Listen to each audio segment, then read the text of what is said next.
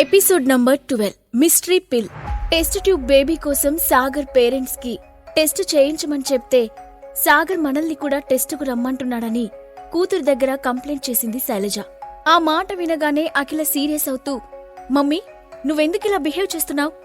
ఇప్పుడు అంత అర్జెంటుగా టెస్ట్ ట్యూబ్ బేబీ కోసం ట్రై చేయాల్సిన అవసరం ఏమొచ్చింది అని అడిగింది. అంటే ఇంకా ఎన్ని రోజులు వెయిట్ చేయాలి బేబీ?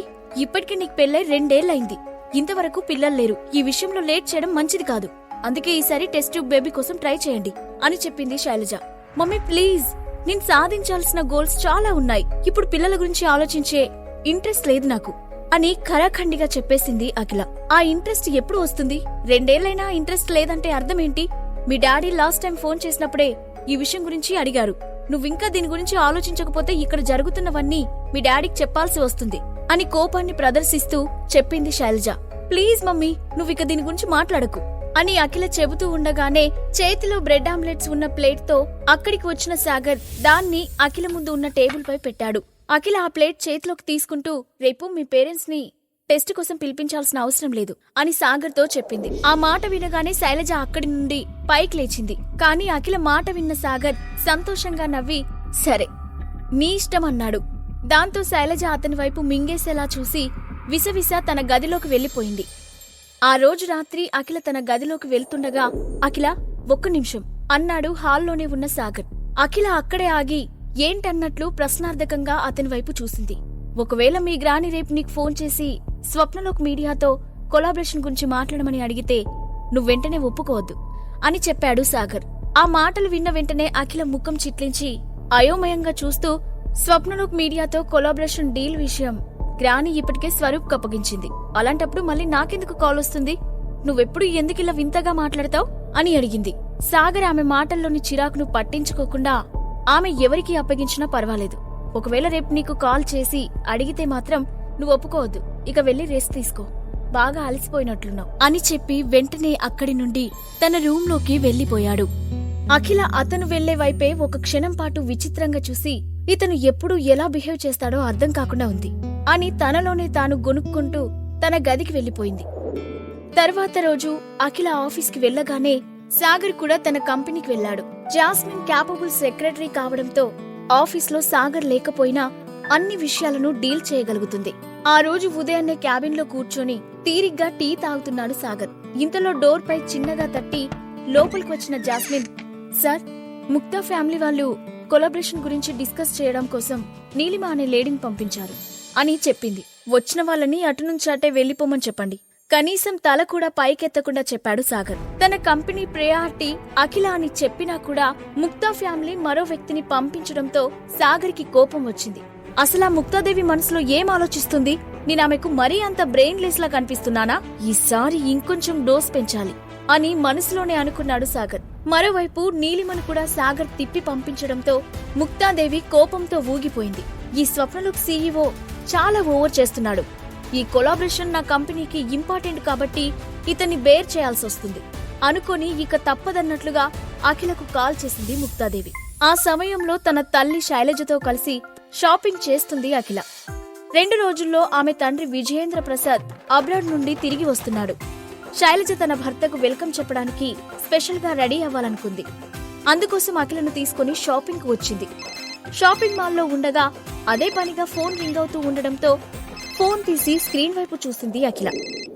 ముక్తాదేవి నుంచి కాల్ వస్తూ ఉండడంతో ఆమె ఆశ్చర్యపోతూ తన తల్లి వైపు చూసింది.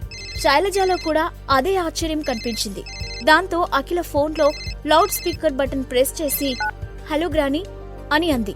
హా అఖిల, నాకొక చిన్న హెల్ప్ కావాలి, అందుకే కాల్ చేశాను అని గంభీరంగా చెప్పింది ముక్తాదేవి. ఆమె నోటి నుండి హెల్ప్ అనే మాట రావడంతో అఖిల షాక్ అయింది. శైలజ అయితే ఆ మాట వినలేనట్లుగా కంగారు పడిపోతూ, అత్తయ్య, మీరు హెల్ప్ అని ఎందుకు అడుగుతున్నారు? ఏం కావాలో ఆర్డర్ వేయండి అని హడావుడిగా చెప్పింది. ఆ తర్వాత ఫోన్లో ఒక క్షణం పాటు సైలెంట్ గా ఉన్న ముక్తాదేవి కాసేపటికి గొంతు సవరించుకొని, ముక్తా గ్రూప్ కి స్వప్నలోక్ మీడియాకు మధ్య కొలాబరేషన్ డీల్ చేయడానికి నేను అఖిలను పంపించాలని ప్లాన్ చేస్తున్నాను. అఖిల, నువ్వు రేపు స్వప్నలోక్ మీడియాకు వెళ్లి వాళ్ళతో మాట్లాడి new artist Reshma package agreement ను సంపాదించడానికి ట్రై చేయి అని చెప్పింది. ఆ మాట వినగానే అఖిల మనసులో రాత్రి సాగర్ చెప్పిన విషయం మెదిలింది. ముక్తాదేవి ఫోన్ చేసి మరీ తన కూతుర్ని డీల్ సెట్ చేయమనడంతో శైలజ సంతోషంతో ఉప్పొంగిపోతూ సరే అత్తయ్య అని చెప్పబోయింది. కాని ఇంతలో అఖిల హడావుడిగా ఫోన్ తీసుకుని సారీ గ్రాని, మీరీ విషయాన్ని ఆల్రెడీ స్వరూప్కి అప్పగించారు కదా, కాబట్టి ఈ డీల్ అతన్నే పూర్తి చేస్తే మంచిది. నాకు నా కంపెనీలో చూసుకోవాల్సిన పనులు చాలా ఉన్నాయి. నేను మళ్ళీ కాల్ చేస్తాను, బాయ్ గ్రాని అని చెప్పి వెంటనే ఫోన్ కట్ చేసింది. అఖిల చేసిన పనికి పక్కనే ఉన్న శైలజ ఫ్రీజ్ అయిపోయింది. దాంతో అఖిల వైపు నమ్మలేనట్లుగా చూస్తూ నువ్వేం చేస్తున్నావు అఖిల? నువ్వు గ్రానితో ఇలా ప్రవర్తిస్తే రేపెలాంటి పరిస్థితులు ఎదురవుతాయో తెలుసా అని కంగారుగా అడిగింది. ముక్తాదేవి పర్సనల్ గా ఫోన్ చేసి రిక్వెస్ట్ చేసినా కూడా అఖిల నో చెప్పడం చూసి శైలజ జీర్ణించుకోలేకపోయింది. అఖిల మాత్రం తన తల్లి మాటలను పట్టించుకోకుండా మమ్మీ నువ్విక ఈ విషయం వదిలేసి షాపింగ్ సంగతి చూడు అని అంది. అఖిల తన మాటలు వినడానికి ఇష్టపడడం లేదని అర్థం చేసుకున్న శైలజ ఈ మధ్య అఖిల ప్రవర్తనలో చాలా మార్పులు వస్తున్నాయి అని అనుకుంటూ డ్రెస్ తీసుకుని ట్రయల్ రూమ్ కు వెళ్ళింది. అప్పుడు అఖిల మొబైల్ తీసి నువ్వు చెప్పినట్లే నాకు గ్రాని కాల్ చేసి స్వప్నలోక్ మీడియాకు వెళ్లి డీల్ సెట్ చేయమని చెప్పింది. కానీ నేను రిజెక్ట్ చేశాను. ఇప్పుడు నేనేం చేయాలి అని అడుగుతూ సాగర్ కి మెసేజ్ చేసింది. కానీ మెసేజ్ పంపిన తర్వాత అఖిలకు తనపై తనకే ఆశ్చర్యం వేసింది. సాగర్ కి ఇంపార్టెన్స్ ఇస్తూ తర్వాత ఏం చేయాలో తాను అతన్ని ఎందుకు అడిగిందో ఆమెకే తెలియడం లేదు. అదంతా ఆమెకు కొత్తగా ఉంది. కానీ అలాగే చెయ్యాలని ఆమె మనసుకు అనిపించింది. అదే సమయంలో కేదార్ కాల్ చేసి లంచ్ కి ఇన్వైట్ చేయడంతో అనురాగ్ రెస్టారెంట్ కి వెళ్లడానికి బయలుదేరాడు సాగర్. ఇంతలో అఖిల దగ్గర నుండి మెసేజ్ రావడంతో దాన్ని ఓపెన్ చేసి చూశాడు. అఖిల తాను చెప్పినట్లే ముక్తాదేవిని రిజెక్ట్ చేసిందని తెలిసి అతనికి సంతోషంగా అనిపించింది. పైగా తర్వాత ఏం చేయాలో కూడా తనని అడగడంతో అతని పెదాలపై చిరునవ్వు విచ్చుకుంది. ముక్తాదేవి మళ్ళీ నీతో మాట్లాడడానికి ట్రై చేస్తుంది. ఆమె నీకు నచ్చిన ఆఫర్ ఇచ్చే వరకు నువ్వు యాక్సెప్ట్ చేయకూడదు అని రిప్లై ఇచ్చాడు సాగర్. దానిని చూసిన అఖిలకు మనసు తేలికగా అనిపించింది. అఖిలకు మెసేజ్ చేసిన తర్వాత సాగర్ అనురాగ్ రెస్టారెంట్ కి వెళ్లాడు. అప్పటికే అతని కోసం ఎదురు చూస్తున్న కేదార్ అతన్ని ఇన్వైట్ చేసి ముందుగానే రెడీ చేసిన టేబుల్ దగ్గరికి తీసుకెళ్లాడు. ఇద్దరు కూర్చున్న తర్వాత వెయిటర్ వచ్చి ఫుడ్ సర్వ్ చేశాడు. మంచి ఆకలి మీద ఉన్న సాగర్ వెంటనే ఫుడ్ తినబోతుండగా కేదార్ అతన్ని అడ్డుకుంటూ సార్ ఒక్క నిమిషం అని చెప్పి తన 2 చేతులతో చప్పట్లు కొట్టాడు. అప్పుడు మరో వెయిటర్ చేతిలో ట్రేతో అక్కడికి వచ్చాడు. ఆ ట్రేపై ఒక ఎర్రని గుడ్డ కప్పి ఉంది. వెయిటర్ దానిని సాగర్ ముందు పెట్టడంతో సాగర్ కొంచెం అర్థం కానట్లుగా కేదార్ వైపు చూసి ట్రేపై ఉన్న క్లాత్ ని పక్కకు తీశాడు. ఆ ట్రేలో ఒక చిన్న బాక్స్ పెట్టి ఉంది. సార్ ఆ బాక్స్ మీకోసమే. 4 ఏళ్ల క్రితం నేను సంపాదించిన అత్యద్భుతమైన నిధి ఈ బాక్స్ లో ఉంది. అది నేను మీకు గిఫ్ట్ గా ఇవ్వాలనుకుంటున్నాను అని అన్నాడు కేదార్. అది విని సాగర్ ఆ బాక్స్ ను ఓపెన్ చేయకుండానే కేదార్ ముందుకు నెట్టి వద్దు కేదార్, నాకు నచ్చిన గిఫ్ట్ ను రాత్రి ఇచ్చారు కదా, అది చాలు అని అన్నాడు. కాని కేదార్ ఒప్పుకోకుండా లేదు సాగర్ గారు, దీనిని మీకు మాత్రమే ఇవ్వాలని నిర్ణయించుకున్నాను.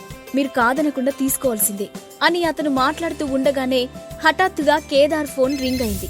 స్క్రీన్ పై నంబర్ చూసి వెంటనే కాల్ లిఫ్ట్ చేశాడు కేదార్. అతను హలో అనకముందే ఫోన్లో అవతల వైపు వ్యక్తి చెప్పింది విని అతని ముఖంలో ఎక్స్ప్రెషన్స్ సీరియస్ గా మారిపోయాయి. మరో నిమిషం తర్వాత ఫోన్ కట్ చేసిన కేదార్ సారీ సార్, నేను మీతో కలిసి లంచ్ చేయలేకపోతున్నాను. అర్జెంటుగా బయటకు వెళ్ళాలి. కానీ ఈ గిఫ్ట్ మాత్రం ఎట్టి పరిస్థితుల్లోనూ మీరే తీసుకోవాలి. ఇందులో ఒక టాబ్లెట్ ఉంది. మీరు ఈ మధ్య వీక్ గా కనిపిస్తున్నారు. మీకు ఆ టాబ్లెట్ అవసరం చాలా ఉంది అని అన్నాడు. కేదార్ ఏదో తొందరలో ఉన్నాడని అర్థం చేసుకున్న సాగర్ సరే నేను తీసుకుంటాను, ముందు నువ్వెళ్లి పని చూసుకో, మనం మరోసారి కలిసి లంచ్ చేద్దాం అని చెప్పాడు. సాగర్ ఆ గిఫ్ట్ తీసుకోవడంతో కేదార్ సంతోషంగా థ్యాంక్యూ సార్ అని చెబుతూనే అక్కడి నుండి వెళ్లిపోయాడు. ఆ తర్వాత టేబుల్ దగ్గర సాగర్ ఒక్కడే ఉండడంతో అతను ముందుగా ఆ గిఫ్ట్ బాక్స్ ను తన పాకెట్ లో పెట్టుకుని నెమ్మదిగా లంచ్ పూర్తి చేశాడు. మధ్యాహ్నం ఆఫీస్ లో వర్క్ ఏమీ లేకపోవడంతో రెస్టారెంట్ నుండి ఇంటికి వెళ్లిన సాగర్ ఫ్రెష్ అప్ అయి వచ్చి కేదార్ ఇచ్చిన గిఫ్ట్ బాక్స్ చేతిలోకి తీసుకుని బెడ్ పై కూర్చున్నాడు. ఆ బాక్స్ ను తదేకంగా చూస్తూ ఇందులో ఏదో టాబ్లెట్ ఉందని కేదార్ చెప్పాడు.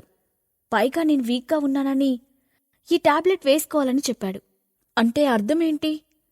ఇందులో ఉన్న టాబ్లెట్ వేసుకుంటే బాడీకి బలం వస్తుందా అనుకుంటూ దానిని ఓపెన్ చేశాడు.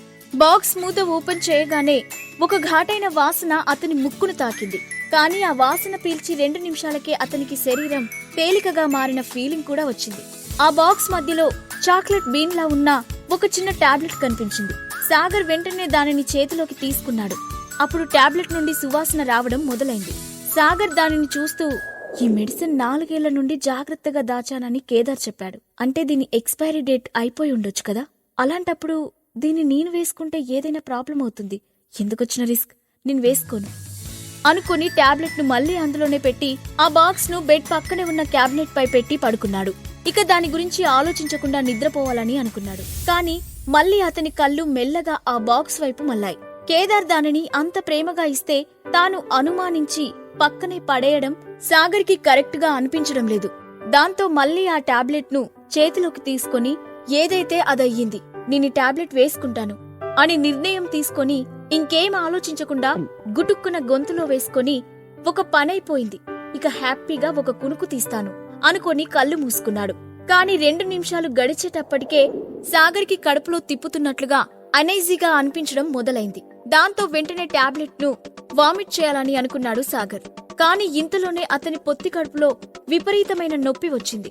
అతను బాధతో మెలికలు తిరగడం మొదలుపెట్టి మరుక్షణంలోనే పూర్తి స్పృహ కోల్పోయాడు. సాగర్ తిరిగి కళ్ళు తెరిచేటప్పటికి సాయంత్రమయ్యింది.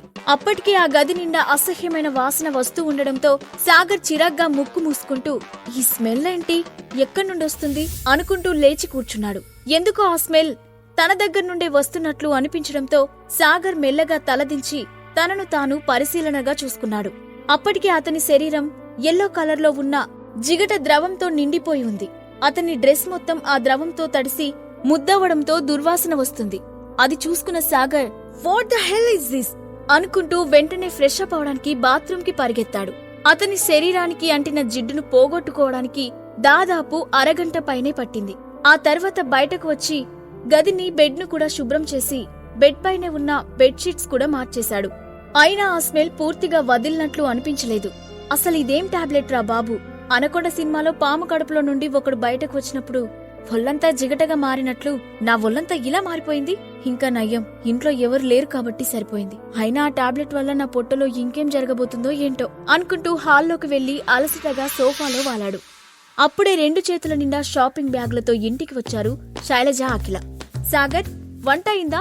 బాగా ఆకలిగా ఉంది, త్వరగా వడ్డించు లోపలికి వస్తూనే అడిగింది అఖిల. సాగర్ సోఫాలో సర్దుకొని కూర్చుంటూ చిన్నగా దగ్గి లేదు, ఈరోజు కొంచెం పనుండి వంట చేయలేదు అని నెమ్మదిగా చెప్పాడు. అల్లుడుగారు, మీరు రోజంతా ఇంట్లోనే ఉంటారు కానీ మీకు వంట చేయడానికి మాత్రం టైం దొరకడం లేదు నవ్వుతూనే సాగర్కి చురక అంటించింది శైలజ. ఈ మధ్య సాగర్ తన మాటకు ఎదురు చెప్తున్నాడన్న కోపాన్ని ఆమె తన మాటల్లో చూపించడం మొదలుపెట్టింది. కాని ఇంతలో అఖిల ఏం పర్వాలేదు, ఈ రోజు నాకు కూడా ఇంట్లో ఫుడ్ తినాలని అనిపించడం లేదు, బయట నుండి ఆర్డర్ పెట్టిస్తాను మమ్మీ, నువ్వు త్వరగా వెళ్లి ఫ్రెష్ అప్ అయిరా, ఈలోగా ఫుడ్ వచ్చేస్తుంది అని చెప్పి వెంటనే అక్కడి నుండి లేచి సాగర్ వైపు చూసి తనతో పాటు రమ్మని కళ్లతోనే సైగ చేసి తన రూమ్ వైపు వెళ్ళింది. అఖిల తనకు హెల్ప్ చేస్తుందని అర్థం చేసుకున్న సాగర్ కి మనసులో సంతోషంగా అనిపించింది. వెంటనే అక్కడున్న షాపింగ్ బ్యాగ్స్ తీసుకుని అఖిల వెనుకే వెళ్లాడు. శైలజ వాళ్ళు వెళ్లిన వైపే అనుమానంగా చూసింది. సాగర్ వేసుకున్న టాబ్లెట్ వల్ల అతను ఎలాంటి పరిస్థితులు ఎదుర్కోబోతున్నాడు, అఖిల ప్రవర్తనలో వచ్చిన మార్పు సాగర్ జీవితంలో ఎలాంటి మలుపులకు కారణం కాబోతుంది.